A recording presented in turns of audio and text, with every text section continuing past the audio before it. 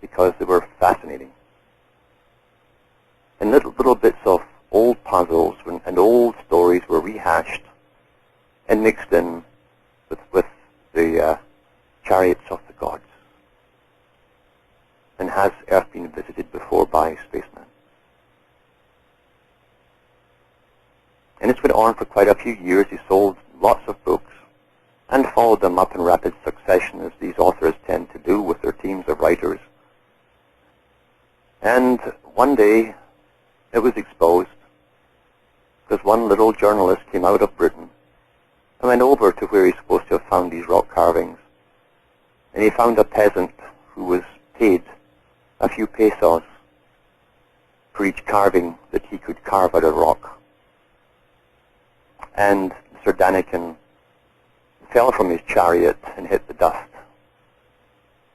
But you can't keep a good lie down, you see.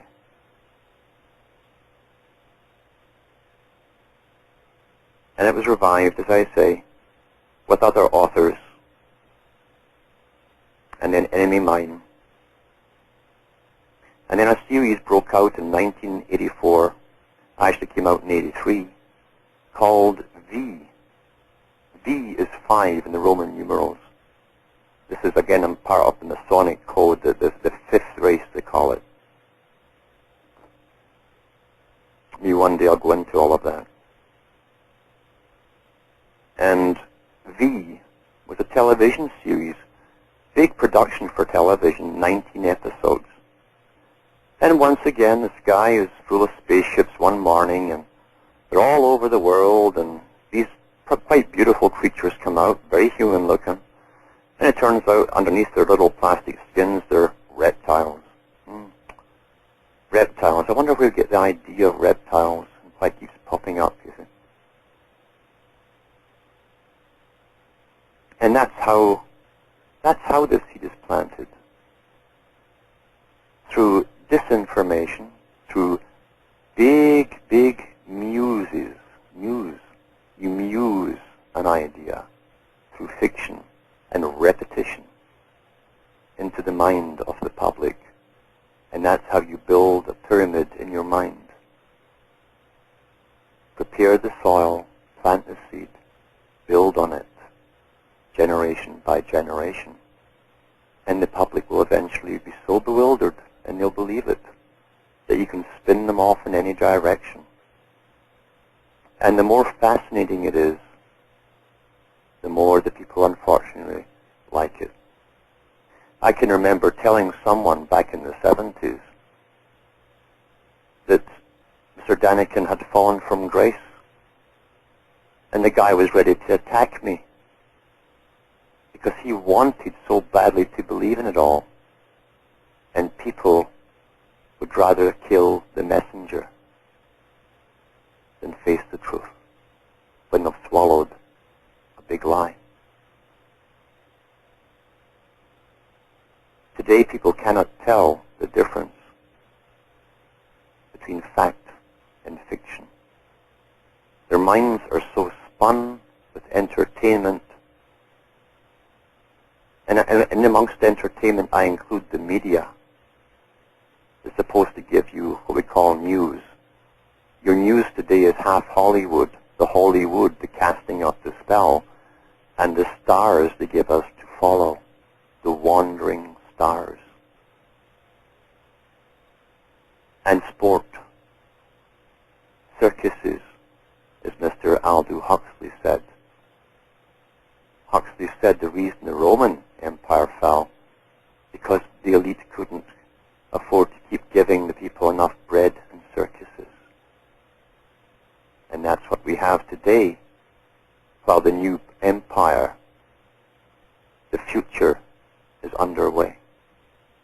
With all of its plans published for those people who can plow through the dry, non-entertaining books put out by the big boys themselves.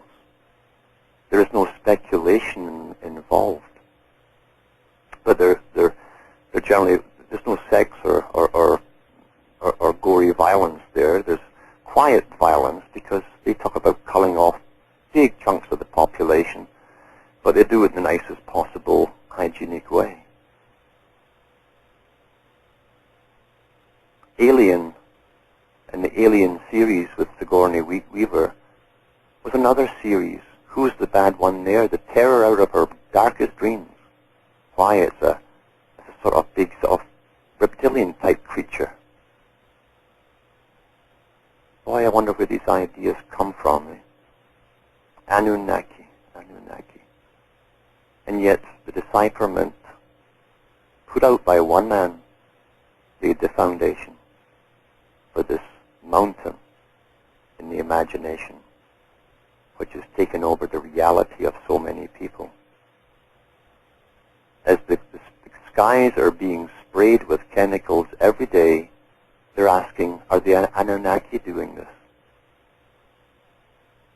That's what they're asking. Anu, even in Egyptian, in an Egyptian Book of the Dead, is the spirit of the object or the door, the guide that takes them through the underworld. Always was, always will be.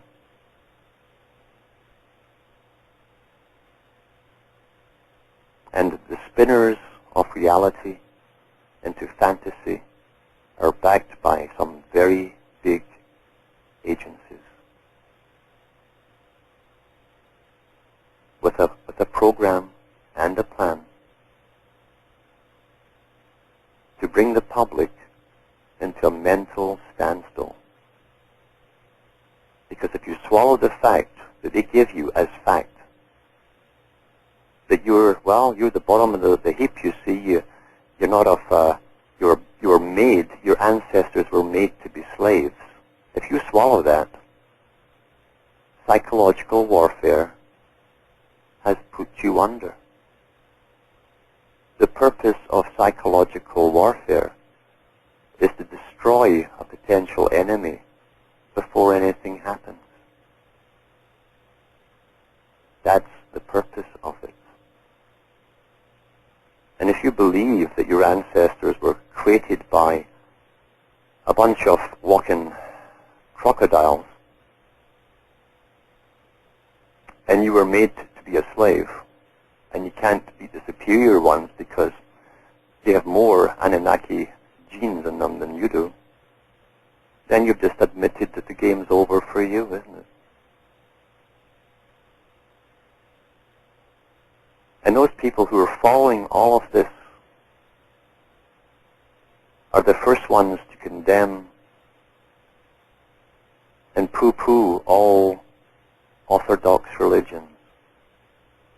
And yet here they are, devouring the stuff as eagerly as any novice monk of the Middle Ages devoured the stuff that was dished out to him.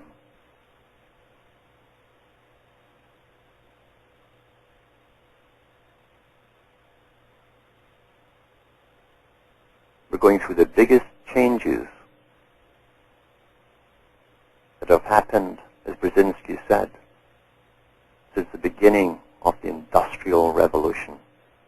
In the Industrial Revolution, vast peoples were moved vast distances and off the land into these crowded cities that were thrown up as industrial towns and cities. Upheavals like you had never imagined as they got forced off their land through laws and various other means. And now we're all getting ready to be numbered and stamped like cattle under the guise of some guy living in a cave in Afghanistan who's threatened to say boo once too often. And we're going through this as a reality, and people are chasing walking crocodiles in their imagination.